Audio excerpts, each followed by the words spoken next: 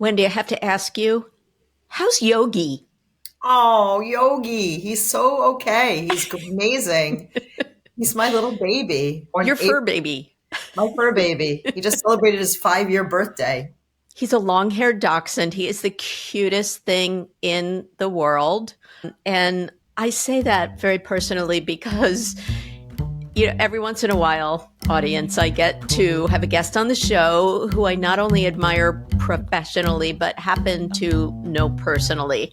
And today's one of those days. So I not only know Wendy Lund, who is the Chief Client Officer at Health at WPP, but I also know her kids. She knows my sister. But more importantly, Wendy, you are a force in Oh, healthcare thank marketing. And you. that's really what we're going to talk about today. Hey, it's E.B. Moss, and this is episode 36 of Insider Interviews, Season 2. And you'll get the insider scoop on the business of media, marketing, and advertising. Today's scoop is from Wendy Lund. She's the Chief Client Officer at Health at WPP, and we're going to talk all about marketing women's health.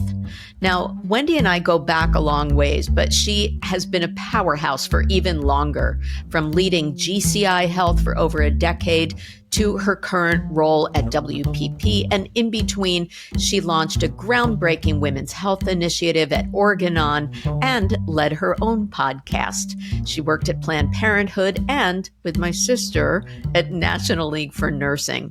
Wendy is quite the expert and quite passionate about women's health, as you'll learn in this episode. And I'm quite passionate about her dog, Yogi. Anyway, here's Wendy. And if we spent the entire time talking about Yogi and how he helped me get over my fear of dogs, that would be a good thing. Okay. And on your sister, she's one of my best friends forever and ever and ever, which brought you into my life, which is Yep. great. So I'm happy to talk today. Thank you. So actually, where you met my sister kind of sets the tone for what we're going to talk about. I don't know if this was your early stage career or not, but it was at National League for Nursing, right? Right. Right. Yeah. Yep. You were a baby. Uh, Baby. Still in diapers. yeah. And now you've gone on and you really threw yourself into the whole business of women's health. You have your master's in it. You've worked in pharma. How did you end up in this path? So interesting that you ask and talk about it. Yes, your sister did play a role in my early part of my career and my entire life. Lisa, we'll give her kudos. She's amazing. I love her. Lisa Calderwood. Lisa Calderwood. I still call her Lisa Moss. But yes, so early in my career, while I was still wearing diapers, I was the head of marketing at the National League for Nursing, and she was the head of communications. And it's just interesting how our roles intermingled because I was really support for her as she was doing all these different projects and things. And so I think what kind of brought me to this women's space is a couple of things. One is, like you mentioned, I have a master's degree and I really doubled down in women's history, which then brought me to women's health.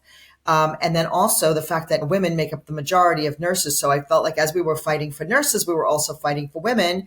And they were really the directors of all the health that were happening in the hospitals and in the home, et cetera. And so women, they're the chief medical officers, right? Mm-hmm. So that brought me to Planned Parenthood. And Planned Parenthood, I had done volunteer work for years and years with Planned Parenthood. I would table in the streets, bring out information to birth control for people that didn't know much about it. These are the days where we didn't have online. It was like handing out pamphlets and brochures and papers and this and that. I would have taken a job doing anything at Planned Parenthood. Like you could have had me like sweeping the floors. It would have been whatever it was, but I was so lucky. I was made the VP of marketing there. And that was really the golden ticket for me in terms of working really hard, learning everything I could, and really, really passionately focused on women's health.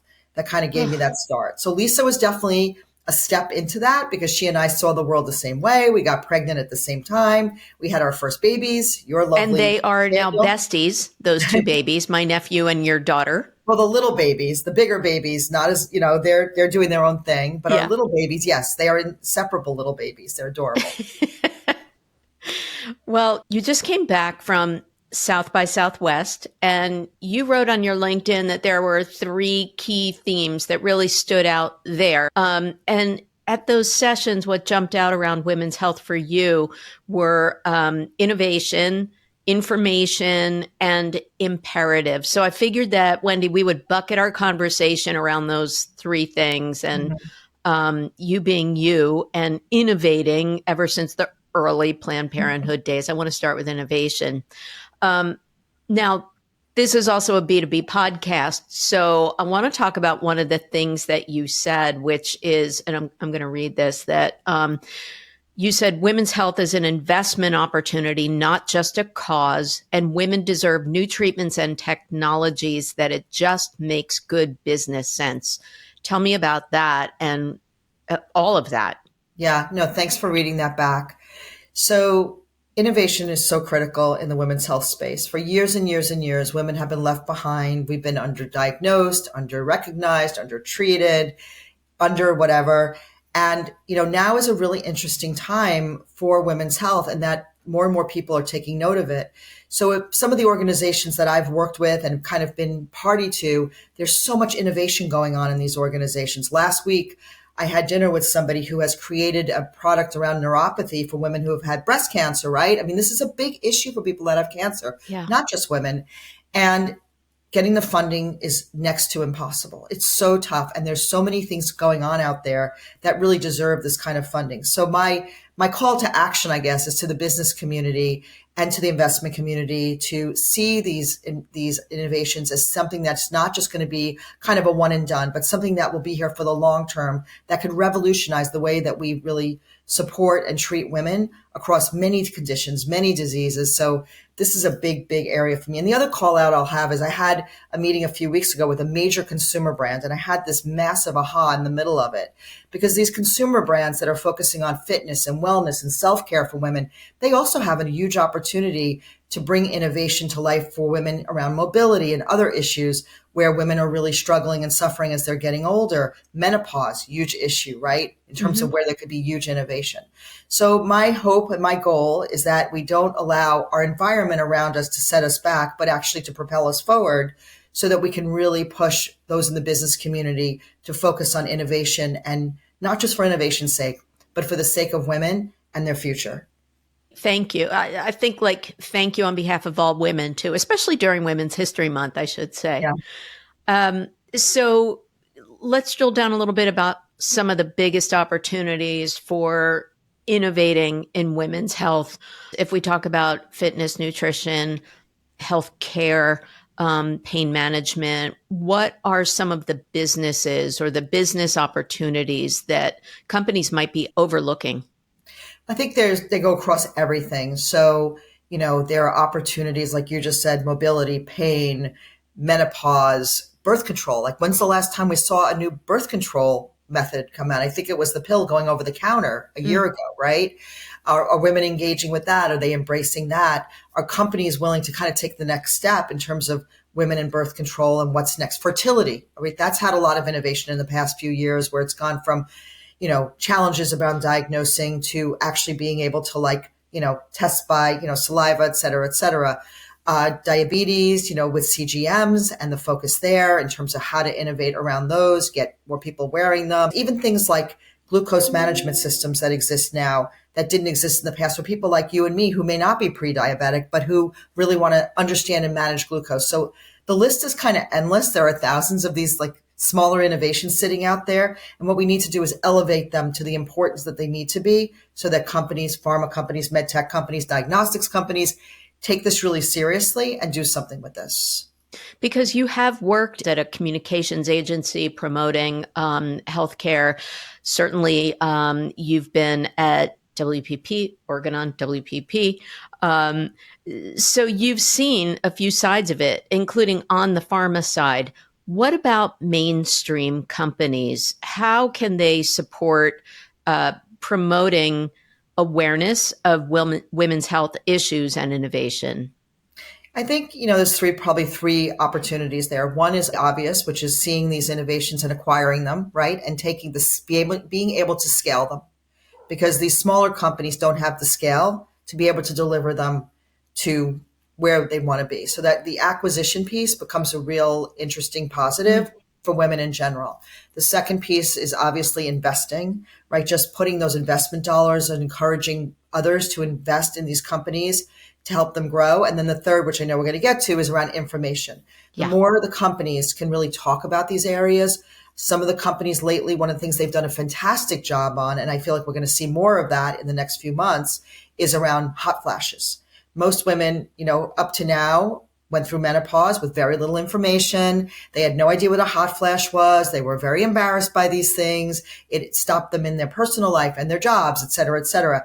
And now, because drug companies are speaking more and more about this, we're going to get more and more women educated around these topics and using these products. So it's a win-win for everybody. Fantastic. And, me being the social media consumer that I am, I don't know if you saw this video. I'll try to add a link to it. Not everybody has TikTok these days, but there is a viral video of a woman at a football stadium, I think it is, and she is having a hot flash. And she's sitting there in the stands on a freezing cold day. She happens to have very short cropped hair, and you can literally see the steam coming off of the top of her head.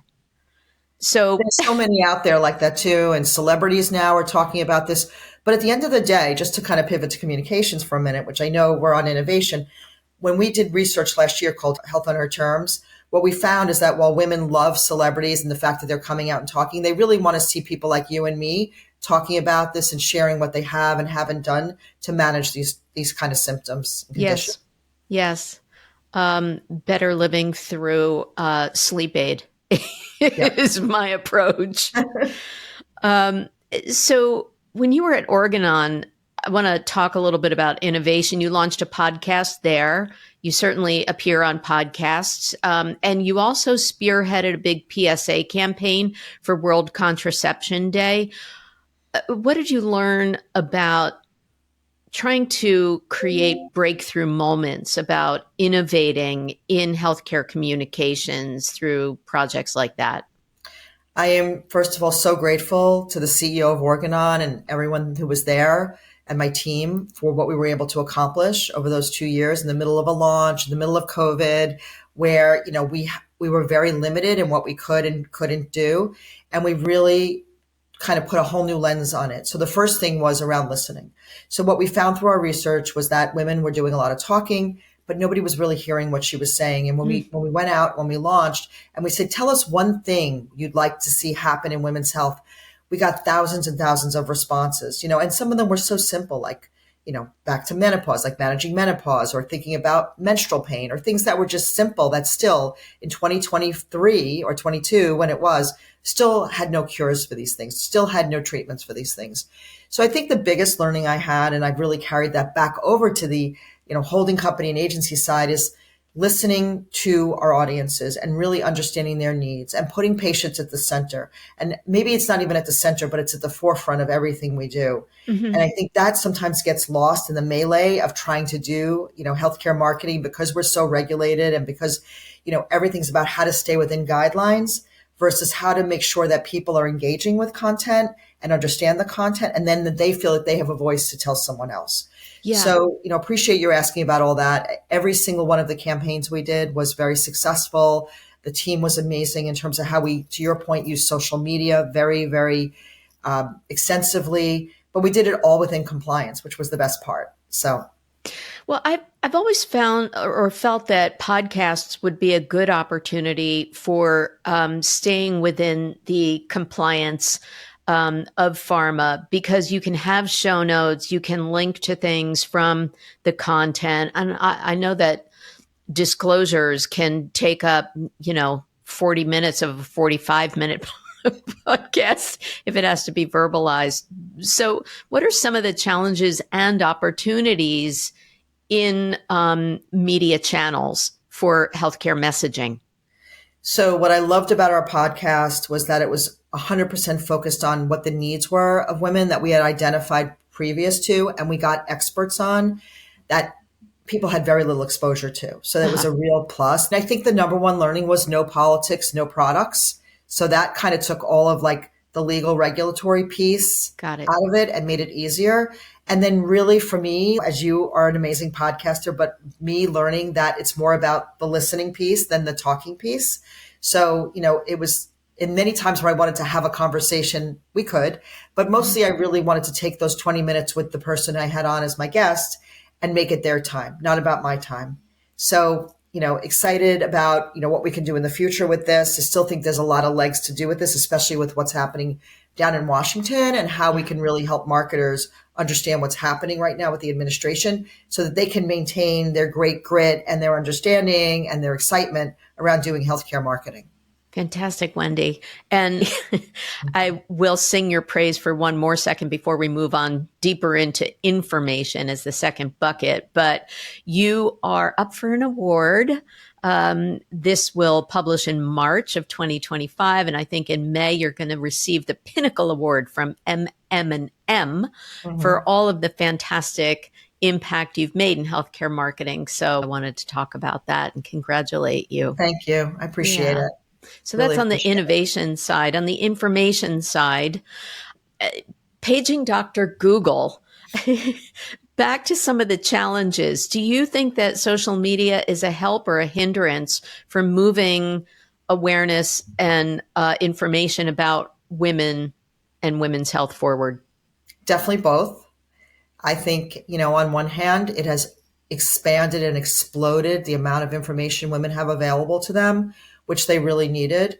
When I look at my daughter, where did she find information out about birth control? Yes, her mom, who's very obsessed with making sure my children have everything they need, especially in that area, but also through Google and all the other means. And there's so many good websites right now that are up and so many good social channels that are out there for younger women in particular that I say this is a positive. The negative is when the information is incorrect and inaccurate. And that was our focus at South by Southwest, which is focusing on misinformation and inaccuracies that exist. There's so much fake news out there right now and so much fake information out there. We just want to make sure that women have the right information for themselves as they're not only taking care of themselves, but taking care of their families. And there's a lot of information women aren't aware of, since the goings on of the last couple of years, maternal mortalities are up, infant mortalities are up. I mean, these are things that people need to know about, and they need to be accurately shared online so that people can take care of themselves and protect themselves, but also advocate for other women. So there's lots and lots and lots of positives. I don't know how we would live without what we have, but we also need to be wary and careful that we need to make sure we're finding information in sites that are accurate and really have plausible, credible information. And you've also said, I think you mentioned this at South by as well, that men can be good allies too in women's health. So what's an example of an actionable step? I will say men are the best allies, and they are underestimated in what they are capable of, because I had two experiences. One, obviously at Organon, where half of our staff was men, and getting them to embrace and be excited about women's health was a big, big effort on our part, meaning we were very committed to it. And I have never been more moved in my life as when I heard men talking about the things they were doing for the women in their lives. It was just, my heart was just cracking in half, just so proud. Taking their moms to the doctor, taking their wives to mammograms, taking care of their women when they weren't feeling well, telling their women to take care of themselves, looking after their daughters and making sure their daughters had birth control. That was one of my favorite ones. We're in a different world, now where we are right now in terms of what's happening. And so men can be even bigger allies and advocates. And I believe that men are hugely important to the women's health movement and areas that we're in. And every time I see men in an audience, I am so excited. I usually point them out and say thank you. And, they're like embarrassed. But I also ask to hear from them because I want to hear from them too. And, little things like, I'm going to watch the kids while you take a walk because I want you to be healthy and track your steps. These are little tiny things that can go such a long way for a woman's health, or tracking when a woman's mammogram should be, right? Yeah. Like, oh, you had your mammogram last May. Well, it's June. Where's your mammogram? These are things women actually, I think, are a little like, wow, that's kind of weird that my husband's talking about my mammogram, but at the end, or their partner, but at the end of the day, these are the ways to keep women healthy. I think that's great, Wendy. And I am not outing you in any way because you wrote about this on LinkedIn quite movingly about your husband's cancer diagnosis a few years ago. Love your husband. And you as we said, know my family and my family's history with cancer. And you wrote about the fact that cancer will touch everyone at one point in their lives, whether it's people that we know and are good friends, or ourselves, people we have to care for. I'm always pushing my friends for their colonoscopies or their mammograms sooner rather than later. You hear that? But how can we do a better job at communicating the fact that 1 in 2 men, 1 in 3 women will get cancer in their lifetimes, and we have to be proactive? I feel like we're so often ostriches about our own health care. What are some ways that we can drive the information forward? I think to your point, it's on everybody to help each other, right? So you just pointed out these enormous stats that cancer, while we've had these incredible medications and progress, the diagnoses are going up and they're also going younger. And so we really have to be diligent about this. And I think what you just said, like making sure that your friends and your family are going for these tests. We know that breast cancer with mammograms, like high percentage of this is preventable. Like we would be preventing so many more cancers if women went for their mammograms. There are tools now for colonoscopies, right? Where you can actually do, if you're like less at risk, you can do it in your home and do like a screening. This is on the physician, the nurse practitioner, the friend, the mother, the family, the father, the kids, and everybody to support each other to make sure they're doing these screening projects. They sound like projects, but they're not projects. Just go out and get screened. Yes. But I think that Health at WPP also did a really cool collab with NextDoor. And you tried to create better connections for cancer patients and their caretakers, et cetera. Did I read that right? Yeah. So what we did was basically partnered with them, and NextDoor, we actually have like a partnership with them where we're coming out with content like throughout the year. And one of the things that's so unique about them is their legs into the community, right? Like we are really focusing more on our clients and large companies and small companies and medium-sized companies, but we're there focusing on people who are on the ground. And we thought this was a very cool thing. It was this whole idea of like your neighbor could have cancer and you have no idea because this is a very stigmatized area. So let's rip the Band-Aid off, talk about this more, and encourage people to talk to their neighbors, talk to their local communities about cancer, to learn more, to drive more progress in the area, and then of course to drive prevention and treatment. And I'll also use the phrase open kimono. I think that, it's not just getting us to talk about it, but being okay with talking about it. It's challenging. So, you being a world-class marketer, what are some tactics that we can use? I mean, storytelling, things that, help get that information out there. How do you as a marketer recommend companies and others approach it? I mean, certainly comes back to some traditional marketing tactics and things that we all learned very early in our career around insight and strategy and making sure that we have both before we go off and start blasting people with tactics. At the end of the day, how are we really focusing on HCPs, healthcare professionals? How are we focusing on patients? What about their caregivers? So I think the areas we've spent most of our time in is 1, the HCP, 2, the patient. Very limited time is being spent on caregivers. I would love to see companies over the next few years expand that aperture and spend a lot more time focusing on the people who are giving care. My mom, as you know, she just passed away last May, and she had dementia, and it was severe dementia. And when I actually recognized that my mother had severe dementia, when I saw an ad on television that showed, you probably have seen the ad with the daughter and the mother's being really She gets hostile. Angry. Yeah. That's when I sort of, the light bulb went off, where this was after she passed away, where I was like, my mother was struggling with this for a very, very long time. Oh, my Lord. And I likened it to her being my mother, right? And just being like annoyed that I was trying to like manage her health and do these things and this and that. So that was a big awakening for me in terms of DTC advertising, as I've, been involved in this industry for so many years. I remember the first DTC ad ever launched and how important that ad was. that these ads can have major impacts on people. So it's all about, to your point before, using social the right way, using direct-to-consumer advertising the right way, just making sure we create that omni-channel approach, which is probably a little dated in the world you live in, but still being very much embraced in the world I live in, to make sure we're getting our messages to the right people at the right time in the right place so that they'll actually take an action. Right.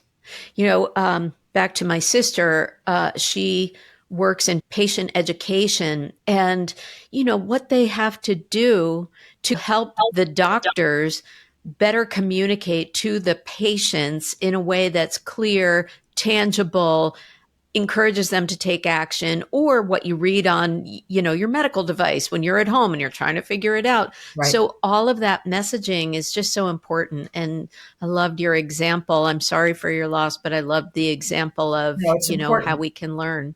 Yeah. On to our third bucket, which is imperative. And I think it's pretty self-evident now that, you're pretty passionate about saying that women deserve new treatments and technologies.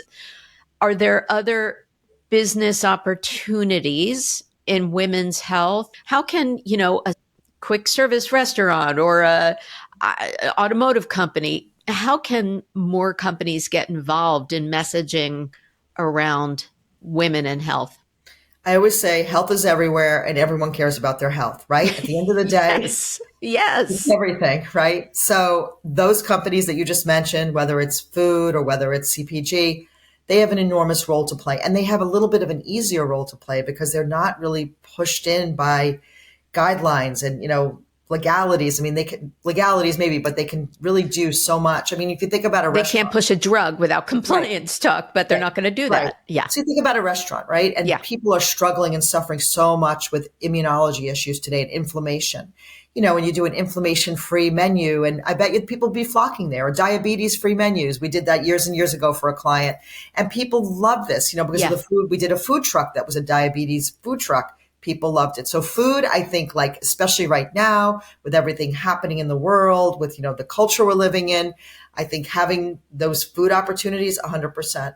But even getting into sportswear and sports and self-care and the CPG side, I could name for any company you come up with a health-related thing. And I'll tell you one example that I just loved. And I do think that every company has an opportunity to think about health. Ford Motor Company introduced a seatbelt for women who have breast cancer. And after you have a breast removed, it's very painful. And then you have a seatbelt, kind of digging in. Mm-hmm. And they created a seatbelt so that women who had breast cancer, could wear this. And I was like, this is the coolest innovation, right? Yeah. But they were really thinking about, and I love when I see companies who are spending and investing so much money in women and their health, not because they have to, because they want to. And that's really, really important. It wouldn't matter if they ever did this or didn't do it. People weren't clamoring and saying, you must do this. They thought, one person probably thought of this in the middle of the night and came into work and said, I had this idea because my mother's struggling with breast cancer and I'm seeing this thing happening.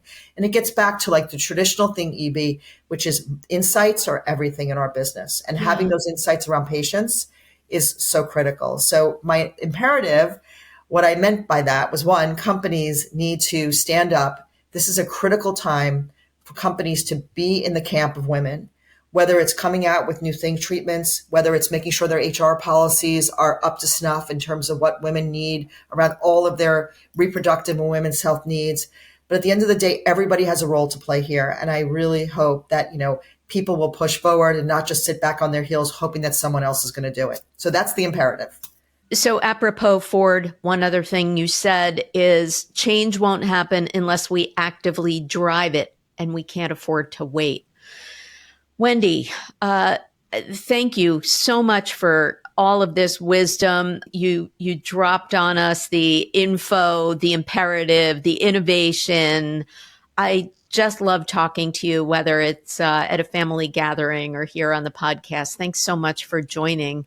Any final thoughts, any recommendations? I just want to say, Evie, thank you for your inspiration.